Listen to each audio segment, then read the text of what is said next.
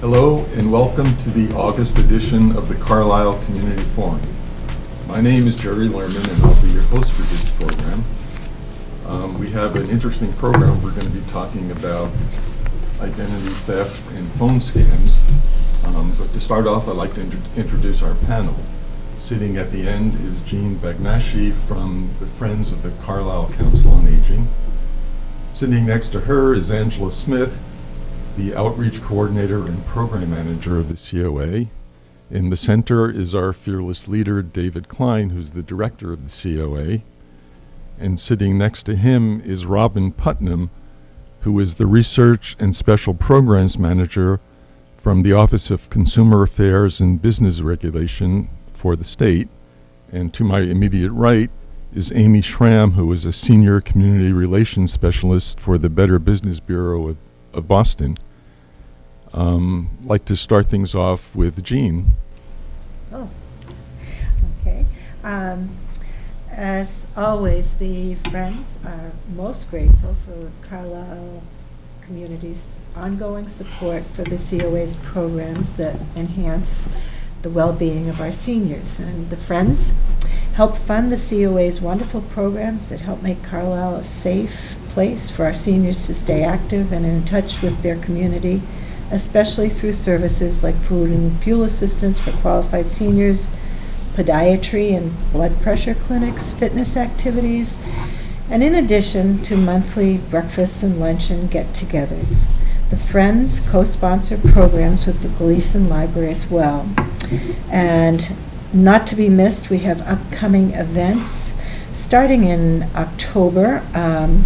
Dr. Jason Giamanti will return. He's going to be speaking about Islam.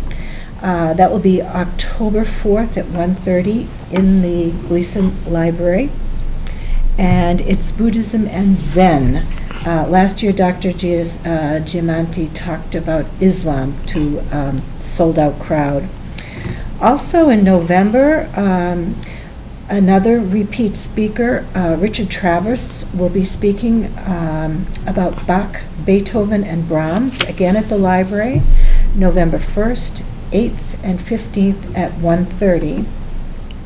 And then something that is new, but again a repeat speaker, Dr. Gary Highlander, will be speaking about the history of the Supreme Court.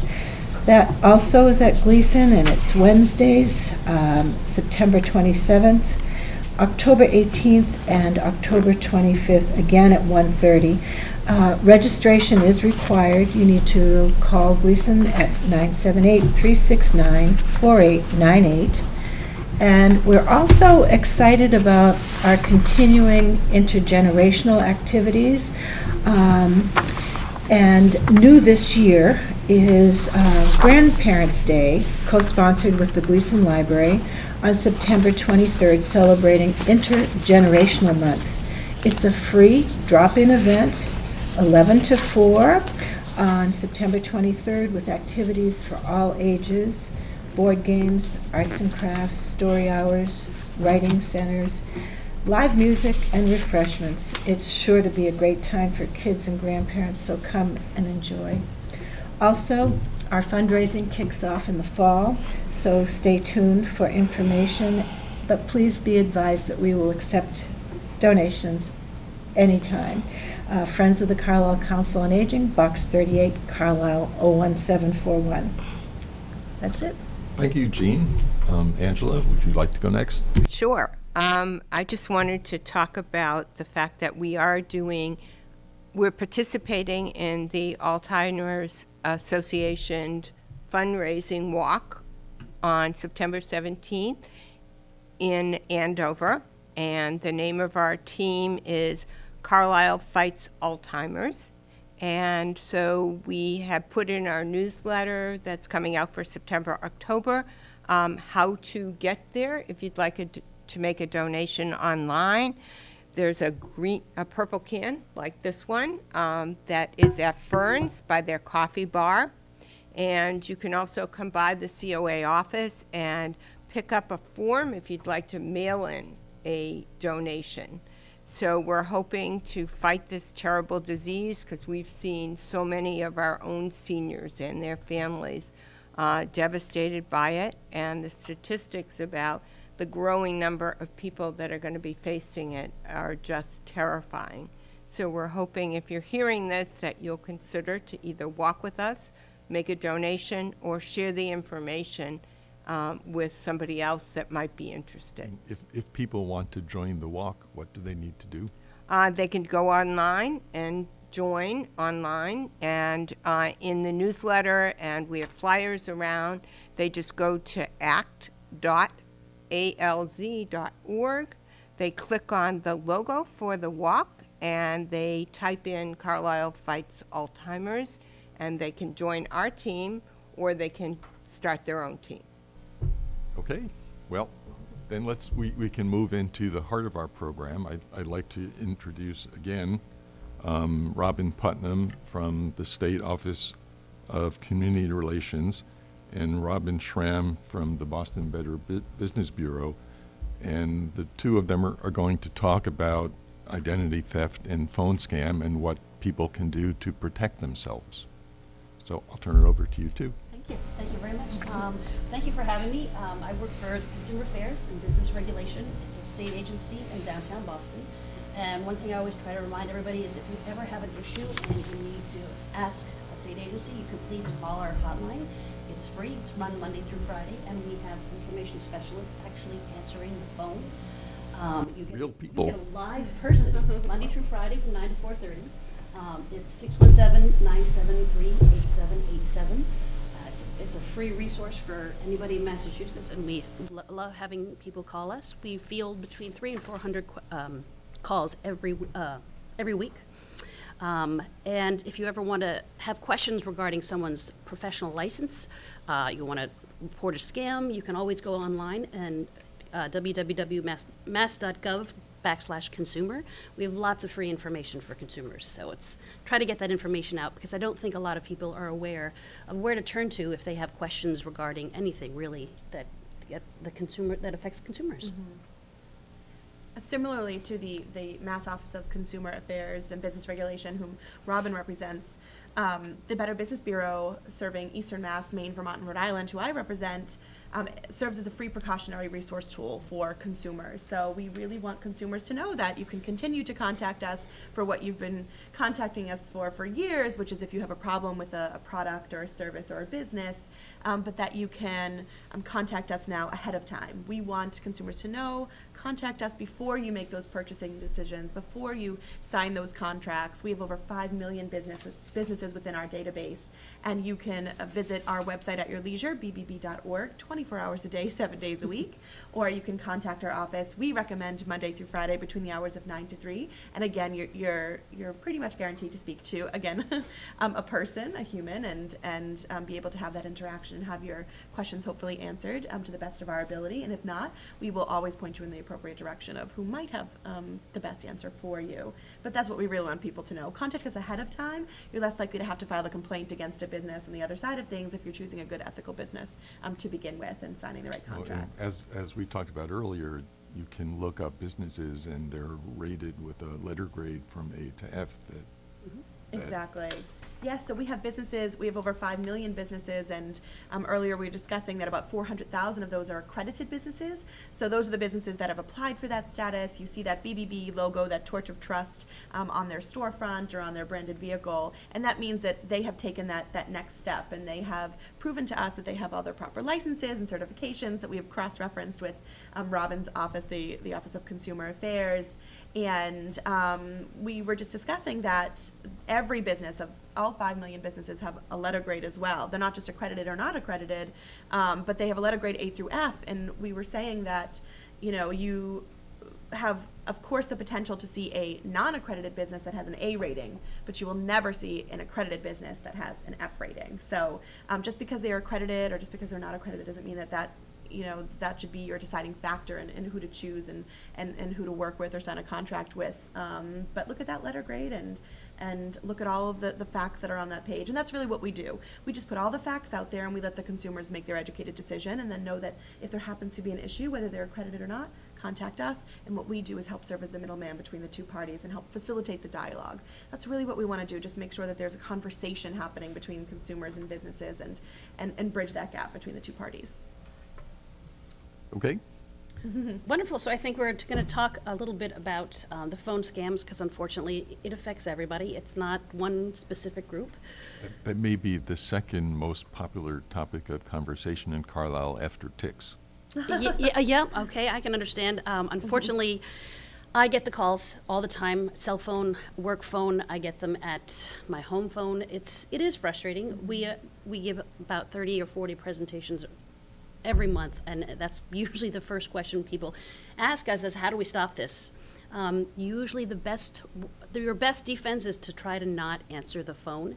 I know that everybody still likes to rely on their caller ID system, but there are contraptions that someone can purchase on the black market that can scramble a phone number. So I could call you, scramble my number, and it might look like the Carlisle Police Department is calling you, or the Council on Aging. And so you pick it up and you go, oh, the Council on Aging is calling me, I wonder what's going on. And you pick it up. So it's hard because people still say, oh, well, I know who's calling, but 9 times out of 10, it's going to be a scam. I think if you notice right off the bat that it is a scam, just hang up. Don't press 9 to be taken off of a list, because you will be taken off of that list but put on somebody else's list.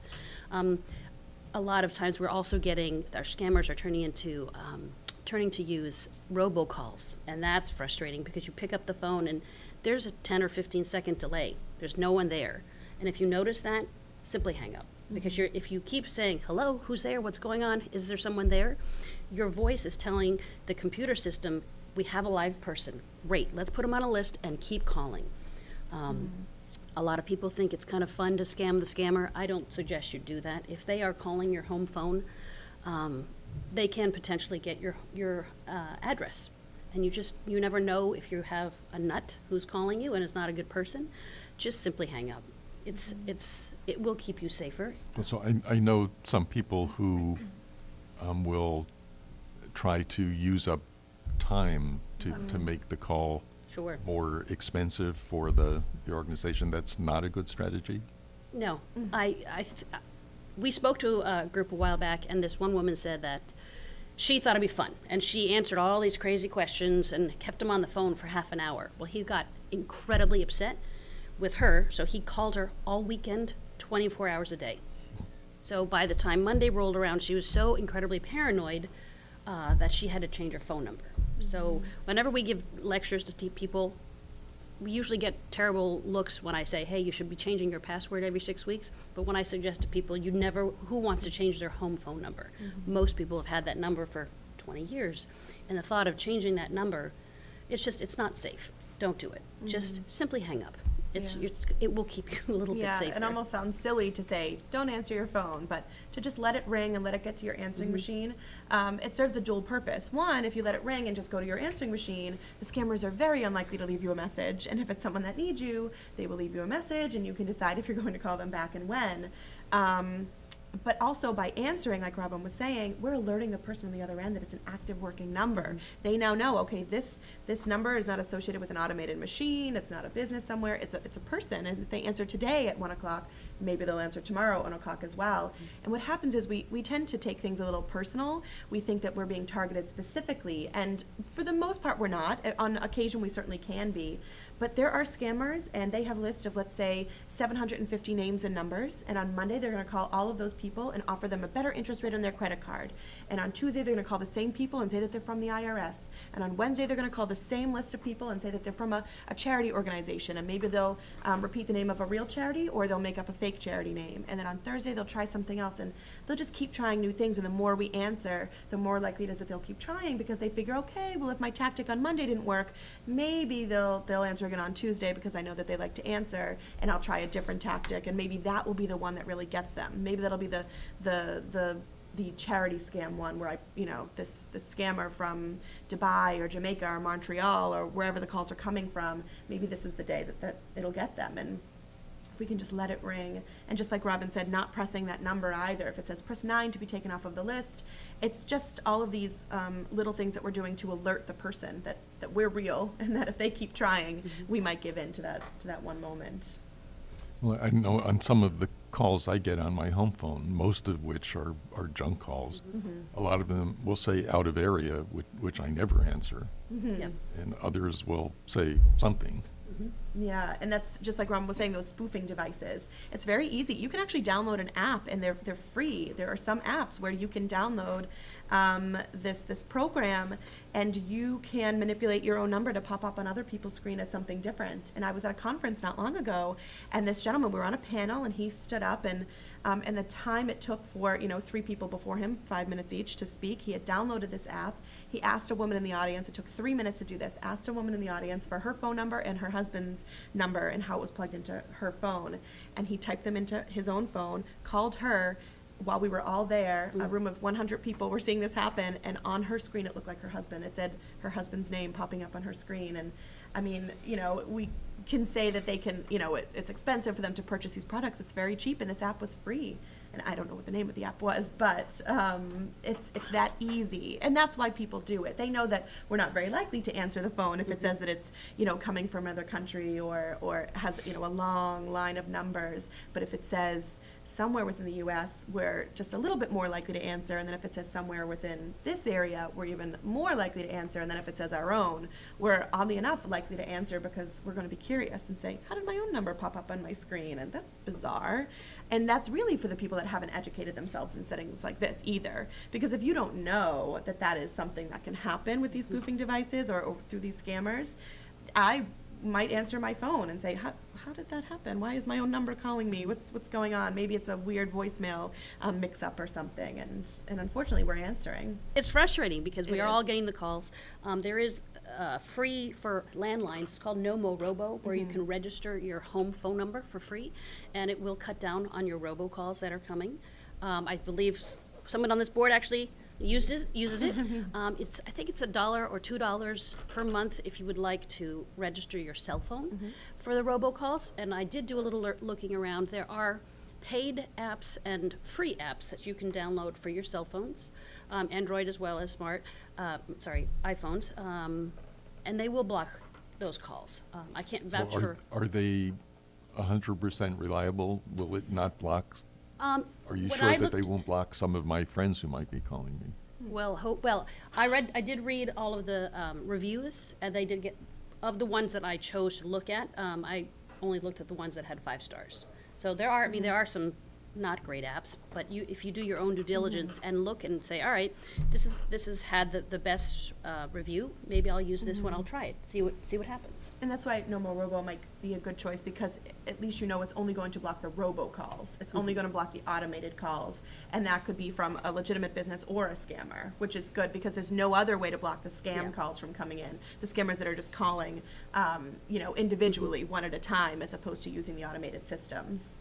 Well, I know for me personally, 99% of the calls I get on my home phone are either, they fall in either 2 categories. Either they're junk calls from people I've never heard of, or they're fundraisers from charities that I might have contributed to once in my lifetime. Absolutely. What's really important to mention, and Rob and I mention this at every program, any phone call that comes in, no matter how believable they sound, if it happens to be an organization you've worked with in the past or a business you're affiliated with, no matter how realistic it sounds or who they say that they're representing, the best thing to do is take note of who it is on the other end, hang up the phone, and find the number that we know for a fact is associated with that particular business or charity or organization. Because no matter how much information they give us, we can never be, even as silly as this may sound, even just 1% sure that they are who they say they are. They could say my name, an account number, maybe my social, which would freak me out a little, but they might have that information somehow. But I'm always going to hang up. And we always say, if it's the bank, if it's the credit card company, go over to your wallet, take out the card, call the 1-800 customer service number in the back, contact them, and they'll say one of 2 things. Yes, that was us. Thank you so much for calling us back. Let's handle the situation. If it was, your bank or credit card company or utility company or cable company. Or they'll say, no, that wasn't us. We didn't call you. It must have been a scam. And now not only do we have peace of mind knowing that we didn't give any information away to the person that called us, we're alerting the company that we've just called that someone is out there pretending to be them, and then they can go, and that's sort of how this starts. And we'll put blog posts out and then alert the public to the best of our ability. So if I were to get a phone call from some charity that I contribute to often, and they were to say, I'm from XYZ, would you like to make a donation over the phone? And they want a credit card to do that. That's something you should never, ever do? I would not, because you can't, as Amy mentions, you can't be 100% sure that it really is that charity actually calling you.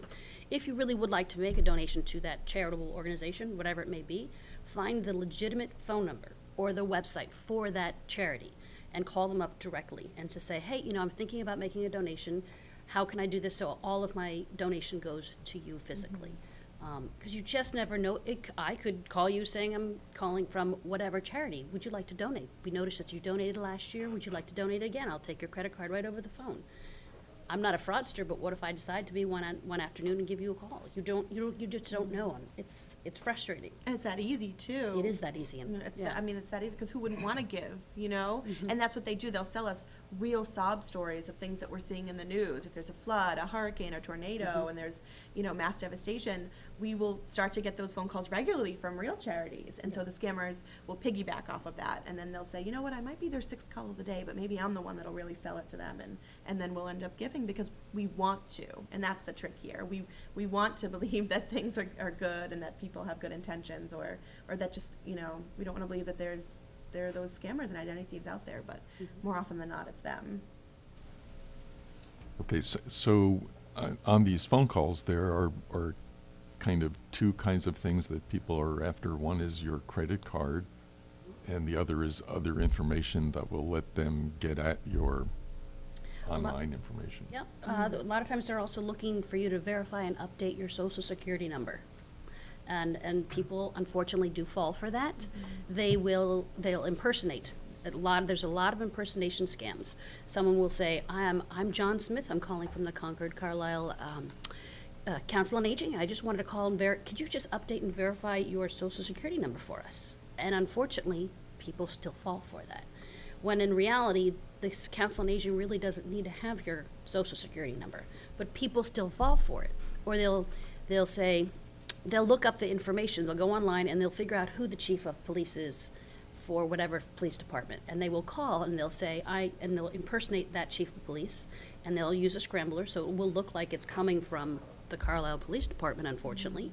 And they'll say, I'm chief, I don't know his name, and say, I just want to let you know that we have your mother here in custody and we need a credit card to get her out of jail.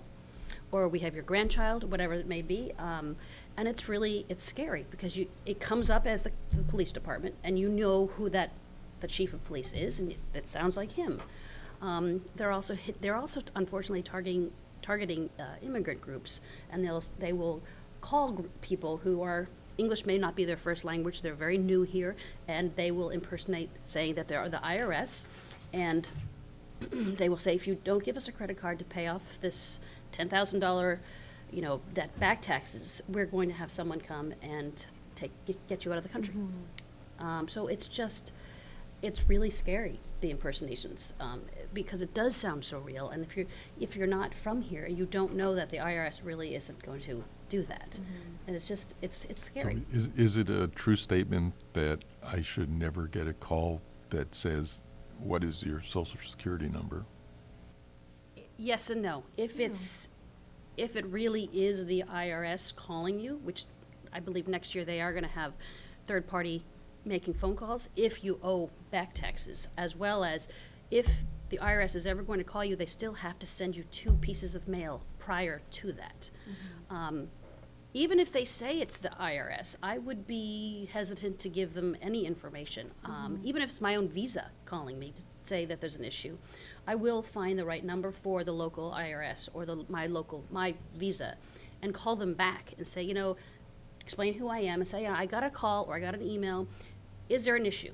And then you can give your social security number to the IRS because you know that you are actually calling the legitimate phone number. And the scammers get away with so much of what they get away with because they don't think we're going to take the time to do that. They don't think we're going to hang up the phone on what could potentially be the IRS and then go and find a local number and call them and verify, or call the local police department and say, are you soliciting for donations, or things like that. And for the most part, we don't. One, because we don't want to have to take the time to do it. If it's someone calling and saying there's an issue with our credit card, or someone might have gotten a hold of it, we want to handle it. We get nervous. We don't want to have to worry about someone actually being able to use it for the next 10 minutes that would take us to get our wallet and call them back. And it's just, it's unfortunate that we're not taking that time, because that's really all it is, and it never takes as long as we think it's going to take. And it's the best thing we can do. And as Robin mentioned, that IRS scam is the #1 scam of the last few years. And then that grandparent scam that she was touching upon, that's another one of those huge scams that's out there. And on one hand, they call and they impersonate your grandchild, and they sort of get away with it because they're crying and disguising their voice through the tears. So you never have to really say, well, it doesn't sound like you, because they're hysterical and crying, and they say, I'm in trouble, I just want to get home. Or what they're doing now is they're impersonating the authorities that have taken in the grandchild. That we don't have to disguise a voice, and they can say, they sound more authoritative, and they can say, leave your line open, in case we have to call you back. And it's unfortunate. And you were mentioning, the best thing to do is not give away any information to anyone that calls. And that really is any information, because one of the biggest scams of these past few months has been this can you hear me scam. And it seems like it might be kind of, not innocent, but it seems like it might not cause too much damage, but it's a phone call that we receive, and they just want to elicit a yes response. And they do so by asking us questions that would elicit a yes response quite easily. Is there anyone in your household that takes a daily vitamin? I think 99% of humans take a daily vitamin. You're more likely to get a yes response. Or, oh, I'm so sorry, I was fidgeting with my headset. Can you hear me now? Yes. And what they do is they record that information. And if they record you just saying the word yes to be able to then manipulate it and impersonate you in other ways, they have the potential to record anything that we're saying. And that's why staying on the line for any amount of time can end up causing even more damage than we think it might. So what are the things that we can do to avoid somebody stealing our information? Great question. One thing that people should do is shred all of your personal information. If you're ready to get rid of old statements, taxes, anything that has your personal information, name, address, account number, all of that should be shredded. And so many people still put it in the trash, and you just don't realize that there are still, unfortunately, dumpster divers. Or they love to steal your trash on trash day. Or even We don't have trash day here in Carlisle. We bring all our stuff to the transfer station. Oh, Sure. good. Well, that's good, but you just never know who's working jumping at over the fence. Who's jumping over the fence? Who's working at the transfer station? I always thought that our dumpsters were secure, but I guess not. They could be. They could very be. well could be. But we even think just even I'm recycling. sure we don't have guards guarding them at night. Yes. But even recycling, we throw away catalogs that we receive after we're done looking through them, or magazines. And you should that we shred get. those too? You don't have to shred the entire catalog, the entire magazine. address. Take off the label, or if it's a catalog, take off the label, the mailing label, take out the insert from the inside, because usually that has your name and your account number on it, and Yeah. you might think, oh, what is someone gonna do with that? But if you have a catalog to a store and, they have pricey items, someone's gonna have that form, and they could just say, ship to somewhere else, and they could have another shipping address, and they could, charge a lot of money if you have an account and a card with that particular, that brand and company. So you can recycle the magazine and the catalog after you take off the label and remove the insert. But it's really just anything that has your name. Credit card offers that come in, insurance offers that come in, all of that should really, really be shredded. As well as your prescription medication bottles. If you And cannot, what's the risk there? stealing your health insurance or jumping onto your health insurance. I know that my health insurance, every month or every couple of months, I get this is not a bill, and it just tells you everything that you've had. Yep. What if you're reading that one afternoon and you say, well, I never broke my arm. What is that? I didn't have that service. If someone has stolen your, the prescription medication, they can find your doctor's name. They have a barcode as well. You have to black out that or shred it all. If they have a reader for the barcode, they can get your health insurance information. So, and with HIPAA laws, it's very difficult to get someone off of your health insurance. So you need to either, if you can't get it off physically, just get a didacting marker, the security marker, and black out everything. It's another little easy thing that we can do, and then recycle it. So what is a security marker? I've never heard of such a They're thing. called redacting markers. Most office supply stores will sell them online, very inexpensive. A lot of our black markers that you can find in our stores they're not secure enough, and if you peel a label off, you can sometimes read through it, the black marker. So if you get a black redacting marker, or it's sometimes they're listed as security markers, you can't read through it. If I just If you use- yes. obliterated, that would be secure enough? It should be Yeah. secure enough. Just do a test. If you have a magazine, black it out and see if you can read through it with a strong bright light behind it. If it works, then that's great. But if it doesn't, just cut it out and shred it. I think for the most part, we sometimes feel helpless and we feel like there isn't a lot that we can do, and it's like inevitable that someone's going to steal our identity at some point, and I can understand why people would feel that way. And there's a lot that is not within our control, but there's so much that is. We can't control and, who's going to go through our dumpster or who's going to go through our mailbox, but we can control what they find when they go through our trash. I can control what I put in my trash and what I'm shredding or what I'm recycling and what I'm not. And I just know that if by chance somebody happened to find my trash bag, they're not going to find anything that they can use. And I'm just going to feel that much safer, and I'm just going to take that little extra step to make sure that, I get rid of that information. Or mailboxes. If you still write checks to pay your bills and you have a mailbox in front of your house with a big red flag that goes up that says something important is in here for the mailman, somebody could go through, and it's of course illegal, but somebody could go through and take out that bill. And if it's a Visa bill you're paying, let's say, or if it's even a cable bill, it could be anything, and you have your check with your name, your address, your account number, and then you have the bill that you're paying with the account number and all of that information on there. And there's a lot of damage that can be done with that information, and it's not really something that we go about our daily business kind of thinking about. It comes from years of giving programs on identity theft and discussing it and talking about it to realize, whoa, this is actually a really big problem that we have. And most people just don't think about it, because why would we think that someone was going to go and open up our mailbox and take this information? And also because we don't necessarily know how they do what they do or why they do what they do, but we know that our identity is very easily taken, and our information is very easily manipulated if they can find it. So one of the things that I do a lot, and I assume that lots of other people do, is buy stuff online, which requires putting a credit card in. Sure. Is that safe and secure? It depends on where you're doing it.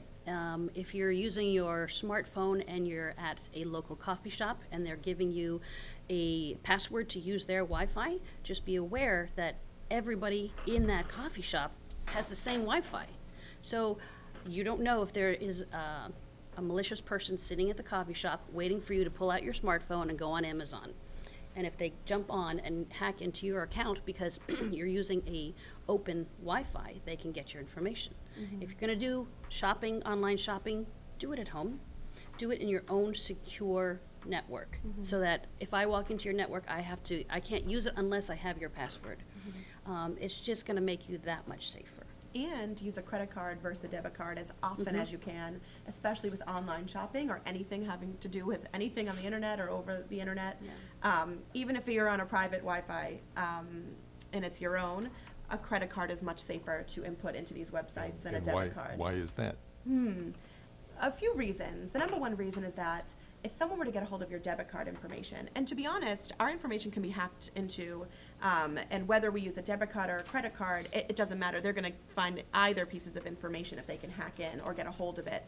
But if they get a hold of the debit card and they use it, the money is immediately extracted from your checking account, and you're without that money until you fill out the paperwork and notice and contact the bank and get it back. And it could be a few months, 2 to 3 months. Typically, if it's your credit card,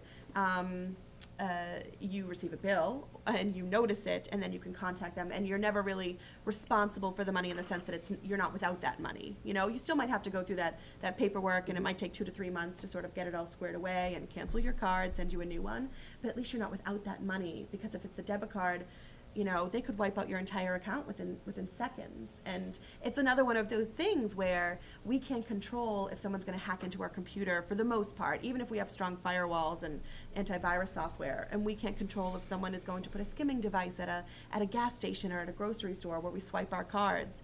But we can control whether or not we're swiping the debit or the credit, and that's just one of those tips we really offer. Just swipe that credit more often than not.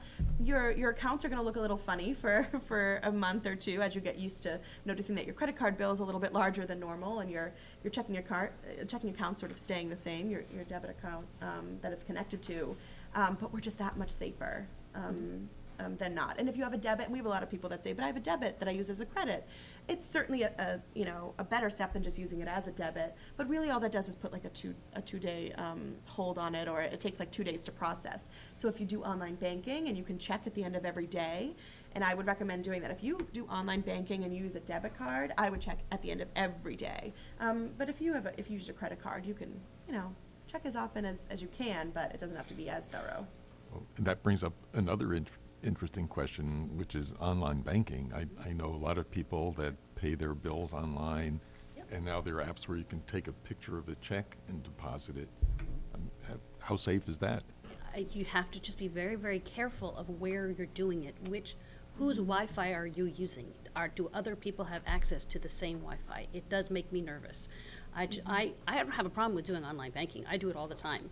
I buy things online all the time, but I only do it at home. I must sound paranoid, I know, but I don't want to have anybody thinking that they can get into my information. So if I'm going to do some shopping, I'll do it at home. I'll pull up my laptop and use my own secure Wi-Fi. And I'll always use some sort of laptop as opposed to my phone. I very rarely will do anything on my phone like purchase products, because that means that in my phone now I'm typing in a credit card number or whatever it is that I'm using to make a purchase. And it's a little bit easier to lose your phone than it is to lose your computer, because your phones are on you at all times. And so if you don't have a secure password to get into your phone, or a thumbprint that you can use to get in, and then anybody can get in and see the sort of transactions that you've been making. And so it's not that online banking is dangerous necessarily, it's how we're using it. And it's also just important to know that anywhere has the potential to be hacked into at some point. These scammers are smart, and we use that term loosely because they're using their talents for evil and not good, but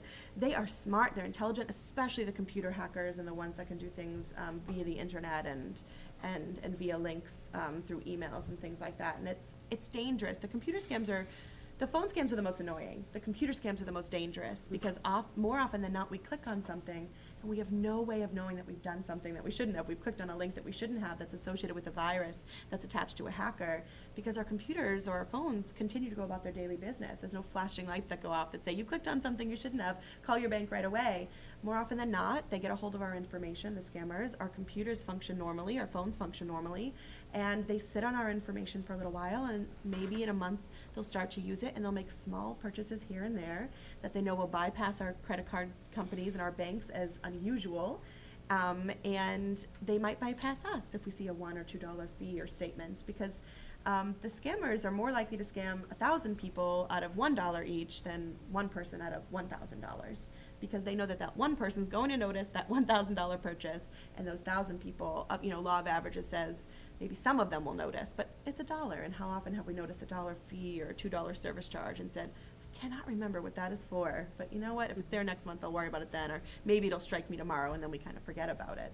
So it's those little things that we can do. And me and Robin and I always talk about monitoring our accounts. It's probably the most important thing that we can do.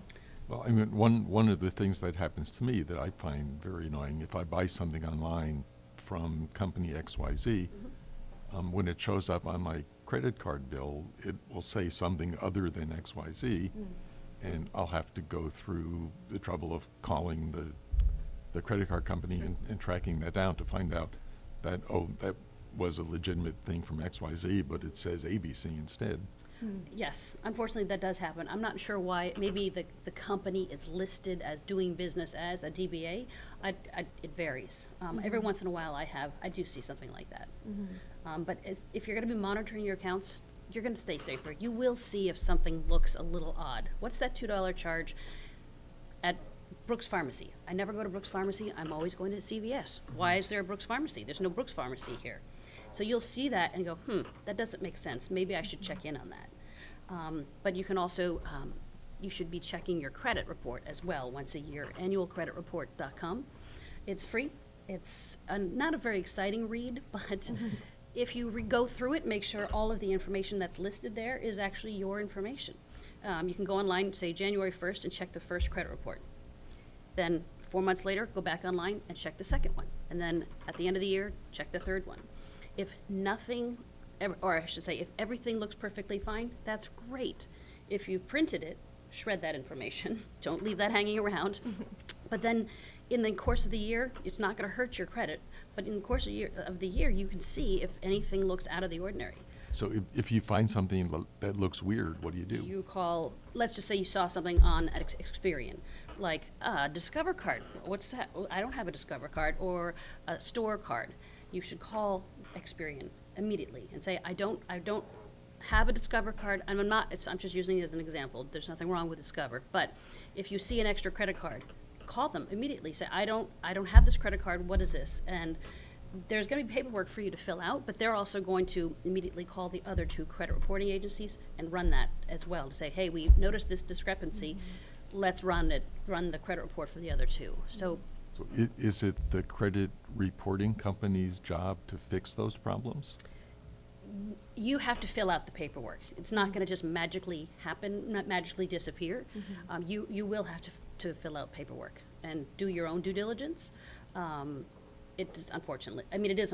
We met a woman who, for the first time in her life, decided to run a credit report because she was going to buy a house. Well, she was in her 30s, I think, and she didn't realize that someone had gone to a 4-year university on using her Social Security number, and that popped up on her credit report. So if you see something, you've got to call the credit reporting agency immediately. It's so important. It really is. Even your name, if your name's spelled incorrectly or something that you think might just be like a typo, it probably isn't just a typo or something like that, but absolutely. And they're free. The credit report is free, and it's worth it. Don't do too many a year, but you can do one from each of the 3, Experian, TransUnion, and Equifax, or annualcreditreport.com, which, as Robin always says, is the only government-sanctioned Free place to go. Yes. Good to know. So one of the surprising things that you had on your list of things not to do is not to carry your Social Security card or your Medicare card with you. Never, ever, I mean, ever, a ever. lot of, if I go for a doctor's office visit, they Sure. will ask for that. Well, if you know you're going to go to see your doctor, fine, bring it with you that day, absolutely. But I know that the Medicare numbers are going to be changed next year, so it won't have your Social Security number. But if you are not going to see your doctor today or tomorrow, you're better off to make a photocopy of it and black out all but the last 4. You can still be admitted to the hospital if you had an accident, but if you ever lose your wallet and your Social Security number is in that wallet, it can be so dangerous, because now they have your Social Security number, they have, let's just say, your Visa, your MasterCard, your debit card, your bank information, Your driver's license. your driver's license, and where you live. That all of that information is so potentially dangerous to a bad hacker. You just don't want that information getting into the wrong person's hands. Well, I guess that's kind of my nightmare scenario, is losing my wallet. I mean, there's so many things that you have to kind of undo and protect if you lose a wallet. A good thing to do for if you have a lot of cards, photocopy the front and back of all of them, and keep those pieces of paper in a secure place in your home, so that if you ever do lose your wallet, you can go there and say, all right, here's the 800 number for Visa, and here's your full 16-digit number on the front of the card, and the 3-digit code in the back. So you at least have the easy number right there, and you can call them and go right through the list. You're still going to be probably pretty panicked, but at least if you have that information right in front of you, you can go through and make phone calls much quicker, as opposed to trying to find the numbers in your house, or what's the 800 number for this, and how do I get a hold of my bank. It will take you down a notch, and you won't be as scared, but you can get that information and make the phone calls quickly. I mean, I have a lot of cards in my wallet, and some of them are like my Carlisle library card. Do I need to worry about that? Well, maybe if someone's going to take books out in your name, you might want to contact the library and say, can you just give me a new one? Because, well, I guess you just don't want somebody to do that. What if they have late Right. fines? I think it's all about We priorities. don't have late fines anymore. Well, I think it's about priorities too. Yeah. Just thinking, what is really important for me to have on me today, and what is really important for me to have on me tomorrow, and just thinking, do I have to carry around all of these cards? And it's really more about the people that have 6 or 7 credit cards. You know, Mhm. you don't necessarily need to carry those around every day. I don't think. But if we can sort of prioritize and think, what is really important here? Mhm. What do I have to be carrying with me? Do I have a doctor's appointment? Do I have this? And then acting as quick as possible, because so Mhm. often, we see something's a little off with our account, or maybe we lost a card, or we're not sure if we gave information away over the phone, and we don't act quick enough. So Call your bank immediately. What's your definition of quick enough? Immediately, the moment you notice it. Contact your credit card company and say, I think I just gave my credit card information away to someone over the phone, and I don't think it was actually someone that it should have been. They called me, and I panicked, or it was the IRS or whatever it is, or they said that it was. Act as quick as possible, as quick as you can, and then just say, I'm not sure. Best/worst case scenario, they're going to say, you know what, let's cancel that card and we'll send you out a new one. You wait 5 to 10 business days, it comes in that blank envelope, and then you can get the ball rolling again. But it's one of those things, it's a priority, what is important and what isn't in that everyday sort of mode. our thieves unfortunately act immediately. So it happened to me. My debit card fell out of my wallet when I was getting gas. And I got in my car and literally was only 2 seconds down the road, but and I realized, oh my gosh, I don't have my card. Where's my card? And I knew that if I tried to turn around, it was during traffic time, it was going to take me 30 minutes to get back. And I knew that there was a branch. So I drove relatively quickly to the bank, and it was only 5 minutes away. And I said, in complete panic mode, and gave her all my credentials, showed her my license to prove it really was me. That was probably only 5-10 minutes. Within 10 minutes, someone was trying to already use my debit card for $85 worth of gas. And she was very calm. She just sat there looking at her computer. She's like, look at that. Someone's already using your card. I'm like, But she said, don't worry. It's not going to go through, so you're set. But it happens just like that. Yeah. They say, oh, look at that. Let's use their credit card. Because how long will it take them to react? Maybe an hour. Maybe I'll use their credit card quickly.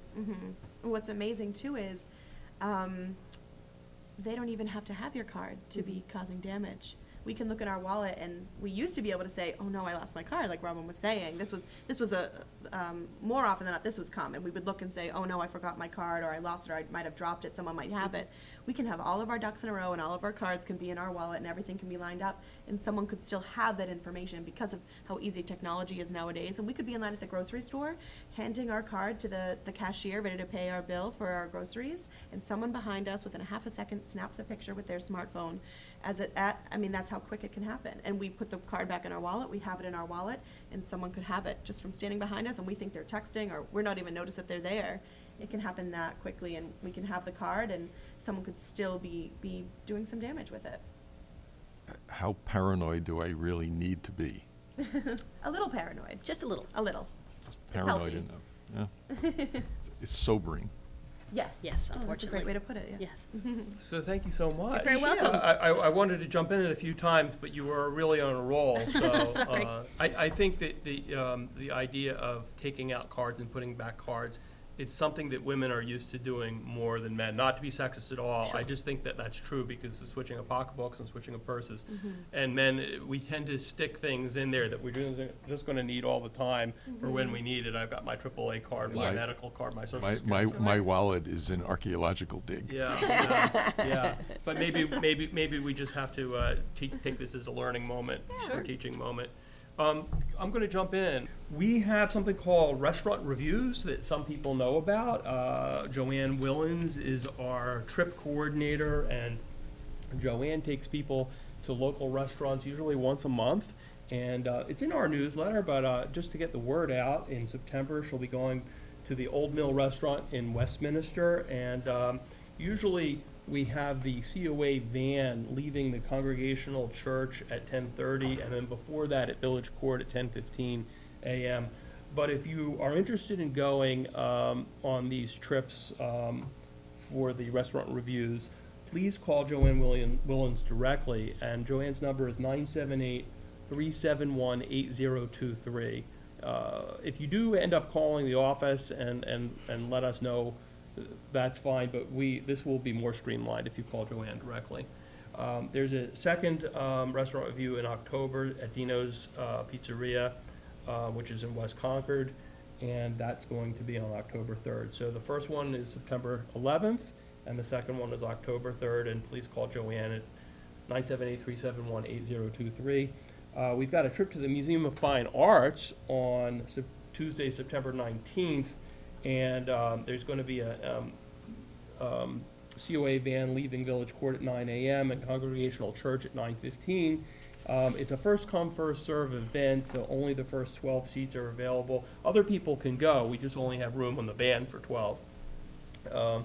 So we need 10 seniors who are non-members of the MFA in order to get a senior discount entrance fee of $18 upon registration. Is that true? I guess it That's is true. if we have it in here. It's true. Lunch on your own that day. The van fee is $10 to go into Boston. And there's a preference for Carlisle residents. Out-of-towners can be placed on a waiting list, so they can still call in. But we won't be taking out-of-towners as far as registration on the van until after September 13th. We have another trip going to IKEA. It's a shopping trip on Tuesday, October 17th, and that is also registration through Joanne Willens. So we've got time for that, but again, October 17th, as we're getting near to the holidays, So which we don't even want to think about, right? Are we chartering a semi-trailer to come back? Yeah, right. Now, we have been trying in general to not hire buses. They're just so much more expensive. On the other hand, there are certain trips, like I think the one that we're doing going into Boston with Stephen Collins, that we'll talk about momentarily, where it does make more sense to hire or charter a bus. And the buses obviously will carry more people. And more stuff. And more stuff, exactly. Speaking of Stephen Collins, the Stephen Collins trip is a specially guided tour of Boston on Tuesday, October 24th. It's leaving Carlisle around 9:15. It's a 90-minute fully narrated tour, and some people who watch this program may recognize Stephen's name because he's been a guest. He's a professional actor and singer and performer, and he has been with us, I don't know, 3 or 4 times, it seems. At least. At least, yeah. He's one of those people like Richard Clark that is very popular with councils on aging because he's talented and he can do one-man shows on all number of topics. And one of the things he's been talking about with us for quite a while is that he does these tours in Boston and he goes through the historical sites. And then there's lunch at the No Name Restaurant. And the van is coming back at 3 to 4 p.m. So it's a full day from basically 9 to about 4 in the afternoon, counting the trip. Did you want to jump in on some of our Sure. lunches? We do have lunches, and we have Chelmsford Crossing, which is going to be September 6th.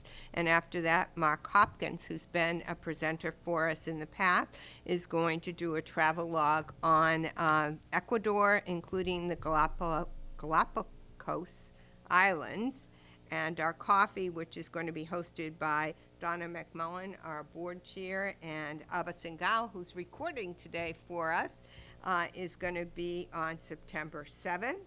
We'll continue with Senior Moments on Ferns on September 11th and 25th. The men's breakfast, which is cooked by my husband, is going to be on September 14th. Our COA lunch is our annual Town Hall Appreciation Lunch for all the employees, and all of our seniors are welcome to come. And Santo Pilara and Ray Taylor are going to provide music as background. And if you are a senior and you want to come, we'd love you to bring a dessert. So we give the employees in town something special for dessert. We start back to Neshobatek for our once-a-month lunches at the high schools on September 27th. And we also go there for breakfast in October. Since our time's running out, I'm going to quickly hit a few other topics. And one is we have a special program as part of our community conversations. That is on September 12th, and we're going to take our van and we're going to go to the Life Care Center of Neshoba Valley, and we're going to get to see all their animals, including their llamas, and pet them and find out about them, and also find how animals actually are good for people in terms of their health and healing. And so that should be a very interesting topic and trip. So if you'd like to go, please call the COA at 978-371-2895 and join us. Our book group will be on September 11th with Lab Girl. And if you knit or crochet, we do have 2 knitting groups. One I'm a part of that we knit for the homeless in Boston, and another is called Drop-In Knitting, which is on Fridays. And all these dates are in our newsletter or online at our website. We're going back and starting our social hour in the fall, which is at Benfield Farms, and that's meant to introduce people to other people in Carlisle. So come meet somebody. If you're alone and you just like to have some new friends, that's what that whole hour is about. We also have a couple of community events that are really important to mention, both in October, but we're going to talk about them now so people can put them on their calendars. We have a senior flu clinic that's sponsored by the Carlisle Board of Health, and that's going to be on Friday, October 27th. So mark that on your calendars, Friday, October 27th, between 10 a.m. and 11:30. So it's only 90 minutes, but if you are a senior age 65 plus, the flu vaccine will be covered by your Medicare. So bring your Medicare card. Nurses will be provided by Emerson Home Care. No appointment is needed, but please bring your Medicare card that day and be here between 10 and 11:30 here, right here in the Clark Room in Town Hall. Also, another important announcement for October, that same week, on Monday, October 23rd, we have a Medicare open enrollment presentation.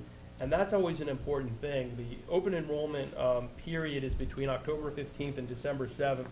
But this presentation on October 23rd will discuss changes that the companies, Medicare companies, want you to know, healthcare companies want you to know that are occurring, because you have the opportunity to either stick with your plan or perhaps make a change if you decide it would be better. Or find out that your plan isn't carried anymore.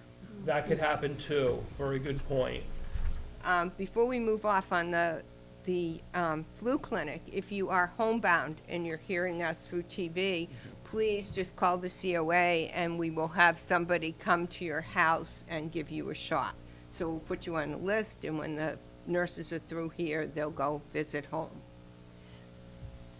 I think Jean mentioned, but I'll just for sake of public relations and marketing, mention that we have, in conjunction with the Police and Public Library, and both our Friends groups and the Friends group of the Public Library, a group of lectures by Gary Highlander on the Supreme Court, history of the Supreme Court, and the first one is starting in September 27th.